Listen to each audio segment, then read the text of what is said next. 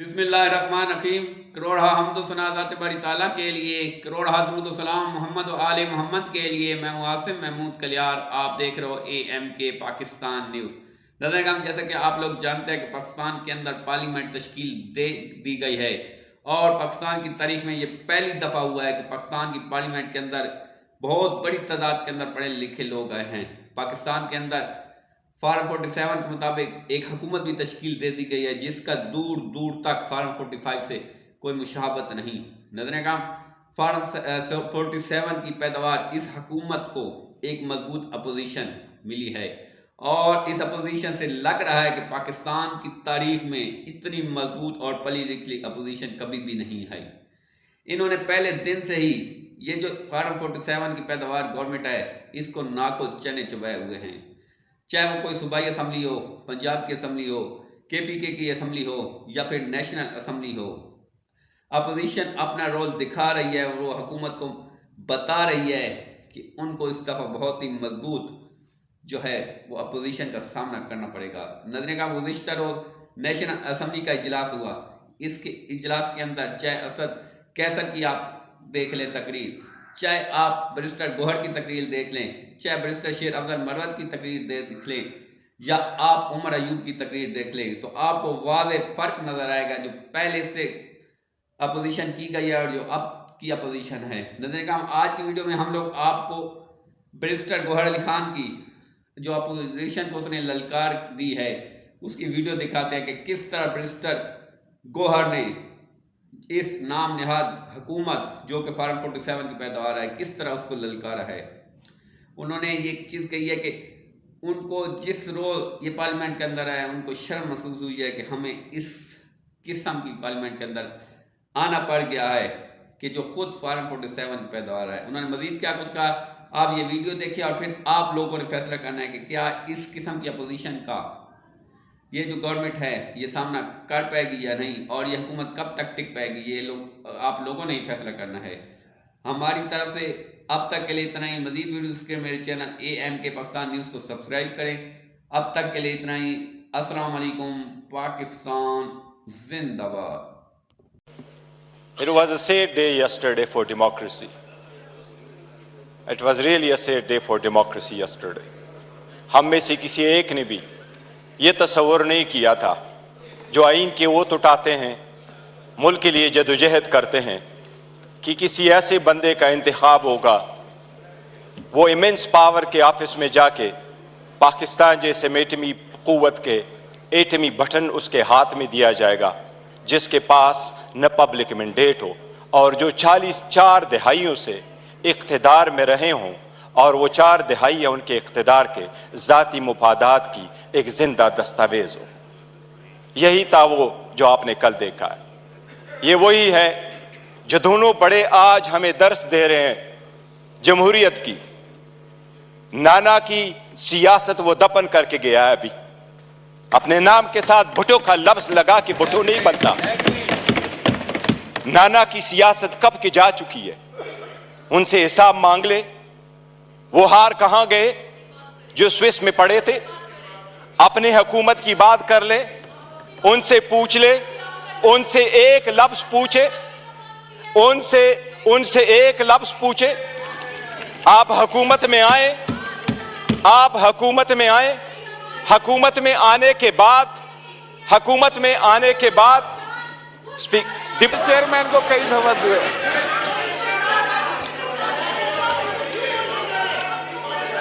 जी, अगर आपने देखे इस तरीके से एडजर्न हो जाएगा, आपकी मर्जी है।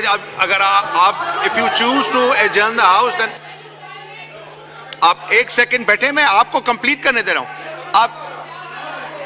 आप देखें, आप इस तरह चेयर को डिक्टेट करेंगे तो ये कहां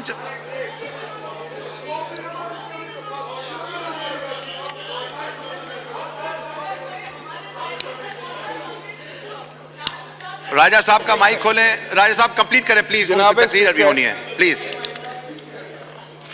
मैं सिर्फ ये गुजारिश करना चाह रहा था कि देखें ये पार्लियामान है और नहायत ही पढ़े लिखे और कानून से वाकिफ माहिर कानून यहाँ पर तशरीफ फरमा है, बड़े सीनियर साथी। अगर हमने माहौल को इस तरह चलाना है तो क्या हम में से कोई भी ये समझेगा कि जिस मकसद के लिए हम आए हैं वो हम पूरा कर सकेंगे, या अपना तमाशा हम दुनिया को दिखा रहे हैं? मेरे भाई हैं सब, हम एक ही हैं, एक ही सोसाइटी के लोग हैं, हम सारे एक बरादरी के साथ ताल्लुक़ रखते हैं, हम सियासतदान हैं। तो हमें, मैं समझता हूँ कि अब काफ़ी हो चुका है, पुलों के नीचे से बहुत पानी गुजर चुका है, हमने अपना बहुत नुकसान कर लिया है। अब भी अगर आप चाहते हैं कि कुछ बचा है, जो रह गया है, उसका अगर आपने करना है कि जातियात पर हमले करके, एक दूसरे को अंगेख्त करके, एक दूसरे को प्रोवोक करके, तो फिर क्या आप ये चाहेंगे कि एक ठहरो यार, तुम्हारा लीडर भी है, सुनो मेरी बात सुनो। मैं आपको ये बताना चाहता हूं कि अगर आप किसी के लीडर के बारे में गलत बात करेंगे तो आपके लीडर को भी कोई नहीं बख्शेगा। तो मेहरबानी फरमा के बाबा देखें, मैं चेयरमैन साहब आपसे ये गुजारिश करूंगा, आप पढ़े लिखे आदमी हैं, आप अपने इन दोस्तों को जो पहली दफा आए हैं इनको थोड़ा सा ट्रेंड करें, इनको सलीका सिखाएं, बात करने का तरीका सिखाएं। सिर्फ ये गलत बात है कि आप अटैक कर देंगे किसी पर, तो क्या इधर से फिर अटैक होगा? फिर ये कंपनी मुझे चलने वाली नजर नहीं आ रही है, सच्ची बात है। जी ऑनरेबल बैरिस्टर साहब जी। मैं यही पॉइंट आउट कर रहा था, हमें तो दर्स देते हैं अपने गिरेबानों में जाके। क्या पहली हुकूमत लेके PDM 1 जब हुकूमत आई, उसी को लेके विद इन अ मंथ नेब का कानून चेंज करवा के 50 अरब रुपए के केसेस माफ नहीं करवाए? It's a ground reality, it's a ground reality deputy speaker, it's a ground reality. क्या ये कह सकते हैं कि अगर इसको इतना ही घुमंड है जमहूरियत पे, हकूक पे, तो एक लफ्ज बताए जब हमारी औरतें जेल गई हैं, एक लफ्ज उन्होंने कंडेम करके बोला है?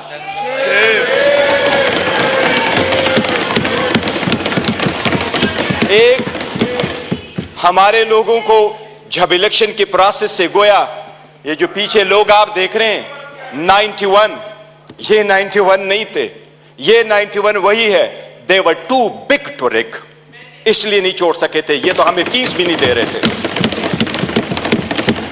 प्रपोजलों को रोका, सिकंदरों को रोका, डॉक्यूमेंट्स छीने गए, कैसरा इलाही से उसका दुपट्टा छीना गया। इनको एक लफ्ज उस वक्त ये बोले, इन्हीं सर्कमस्टांसेस में इलेक्शन जीत करके हम आए हैं। स्पीकर साहब, ये कहां डिप्टी स्पीकर साहब, इनको जमहूरियत रास नहीं आती, इनको वो जमहूरियत पसंद होता है। शहबाज शरीफ साहब कैसे कहते रहे, ये एक दूसरे को मफादात की टक्कर में इकट्ठे होते हैं, इसलिए ये पावर शेयरिंग पर बिलीव करते। इमरान अहमद खान नियाजी अवामी सियासत पे बिलीव करता है, पावर शेयरिंग पे नहीं करते। क्या शहबाज शरीफ ने मलक कयूम को फोन करके कन्विक्शन नहीं करवाई थी? कितने एक ऐसे कितने अदब के साथ अभी कह रहे इकट्ठे बैठ के। आज इन्होंने सारे एक डाइनिंग टेबल पे बैठने वाले लोगों में इतने ओहदे नहीं बांटे। ये इमरान खान है, जिस वक्त आपके पास डेमोक्रेसी आएगी, जिसने मोरूसी सियासत को खत्म किया, मेरे जैसा वर्कर चेयरमैन PTI की हैसियत से इस वक्त खड़ा है। इस ईवान का pride of parliament Umar Khan साहब है। Pride of parliament Umar Khan, जिसके पास शायद ज्यादा वोट तो नहीं आए, he couldn't get most of the vote, but he was the candidate with most credibility, alhamdulillah। हमारा शेर मुल्तान को स्पीकर मुकर्रर किया, वो फर्जंदे मलकन को इमरान खान साहब ने डिप्टी स्पीकर मुकर्रर किया। इनसे पूछे कोई ओहदा किसी को और देंगे क्या? पीपल्स पार्टी में कोई भी और बंदा नहीं है सदारत के लिए कि जरदारी को आप देते हैं? योर ऑनर, डेमोक्रेसी ऐसी नहीं है। डेमोक्रेसी ऐसी नहीं है कि बकेन के दरख्त लगाए और आड़ू की पौधे का फिर आप तसव्वुर रखे कि आड़ू मिलेंगे। ये बकेड़ के दरख्त है, अवाम से इनके कोई उम्मीद नहीं है कि इनको आड़ू मिलेगा। योराना, हमें एहसास करना होगा ये जाती मुफादात में आते हैं। कितने फ्रॉइडली कह रहा है कि सबसे कम उम्र इनके तरफ है और सबसे बूढ़े भी इनके तरफ बैठे हैं। जमहूरियत में potential ability and talent matter करता है, जो आपको इस तरफ मिलेगा। यही रीजन है कि हम में से इमरान खान का कोई भाई बहन भांजा भतीजा इस वक्त नहीं बैठा, लेकिन हमें जान से अजीज है और हमारे 100 इनके 200 पे बारी है। यही वो डेमोक्रेसी थी मिस्टर डिप्टी स्पीकर। जो लोग हमारे साथ आजाद हुए वो हमसे आगे बढ़े, जो हमारे बाद आजाद हुए वो हमें पीछे छोड़ के गए। जब पाकिस्तान का नाम ले लो, दुनिया के लोएस्ट क्रेडिबिलिटी में आता है। रूल ऑफ लॉ में हम सिर्फ अफगानिस्तान और म्यांमार से आगे, बाकी पूरी दुनिया से पीछे। हम गुर्बत में 37% गुर्बत से नीचे, नेशनल पॉवर्टी लाइन में 21% नीचे। हम कैसे आगे तरक्की करेंगे? बाकी गैस, पेट्रोल, बिजली तो दूर की बात, आपको पानी मुयस्सर नहीं है। ये इन लोगों की 4 दहाइयों की कसम रहा है जो अवाम को दिया है। इसलिए अवाम ने समझ करके इनको रिजेक्ट कर दिया है। MKM वाले वो साथ बैठे थे। मुझे हमेशा से 2 पार्टियां अदरवाइज पसंद हुआ करती थी। एक जमात इस्लामी जिसमें फिर भी जमहूरियत है, दूसरा MKM जिसमें मुतवस्सित तबके के लोग शामिल होते थे। लेकिन इस मर्तबा वो भी टिकट लेने वालों के लाइन में लग गए और अपने वसूली की सौदाबाजी की। इनके 15 सीटें बैठ करके दिखाता हूं, 1 2 3 15 सीटें हमारी कराची में उन्होंने ली है, 2 सीट हैदराबाद में ली है। यही वो 15 सीटें जो उनको कहा क्या बेहतर होता अगर ये ओहदे के पीछे न जाते, असूल पे चढ़ते और ये छोड़ जाते, क्या फर्क पड़ता? इनके पास अब ये ना होता। जनाबी स्पीकर, अगर आगे चलना है तो कुछ बेसिक वसूल पूरे दुनिया में होते हैं। पहला वसूल ये, आपके सामने वो साइफर का जिक्र कर रहा है। साइफर एक हकीकत है। इमरान खान साहब ने जिस वक्त ये उठाया है, वो लोग जो मुल्क को साजिश करा की हुकूमत खत्म करने में, उनका ट्रायल होना चाहिए बजाय उसकी जिसकी आपने हुकूमत खत्म किया और उसको ट्रायल भी करवाया। जनाब स्पीकर, कितने गौर से कहते हैं कि इलेक्शन फ्री, फेयर और ट्रांसपेरेंट होना चाहिए। आप उस हुकूमत का हिस्सा थे डिप्टी स्पीकर। जो ही हुकूमत बनी, इनकी PDM आई, सबसे पहले इलेक्ट्रॉनिक वोटिंग मशीन इन्होंने खत्म करवाई, because they knew it public के रिजेक्टेड। ये ओहदे बांटते आपस में, ये डेमोक्रेसी से दूर दूर उनका कोई ताल्लुक नहीं। स्पीकर, डिप्टी स्पीकर, अगर हमने आगे जाना है, बढ़ना है, तो उसके मिनिमम कुछ वसूल होते हैं और मिनिमम वसूलों में यह कि एक वक्त में बहुत सता कल मायूसी जरूर हुई है कि यह तो हम मानते भी नहीं है कि यह प्राइम मिनिस्टर है, जाली सरकारी वाला है, लेकिन फिर भी उस ऑफिस में निकलते हुए भी इसने हमारे वो औरतें बहनें जो जेलों में, उनकी रिलीज का कोई ऑर्डर नहीं किया था। इससे तो यूसुफ रजा गिलानी बेहतर था, जिसने पहले दौर में यह कह दिया था कि जज उसको मैं आजाद कराऊंगा। ये वही वाले लोग हैं जो उस तरफ चले गए।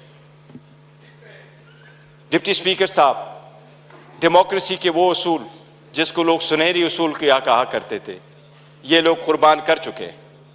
ये आकर के आपको दर्स देते हैं कि हम डेमोक्रेटिक है। योराना, ये डेमोक्रेटिक नहीं है, ये मुफाद फरस्त है। इसमें कोई शक नहीं। आपने नेब के कानून में तरमीम की, आपने अपने मुफादात की पॉलिसी की, सबसे बड़ी काबीना इसने बनवाई। इंडिया का मैं एक मिसाल देता हूं डिप्टी स्पीकर। 1971 में इंडिया की आबादी थी 54 करोड़, आज इंडिया की आबादी है 140 करोड़। 71 में इंडिया की लोकसभा की यानी नेशनल असेंबली की सीटें 528 थी। आज भी इंडिया में लोकसभा की सीटें 528 हैं।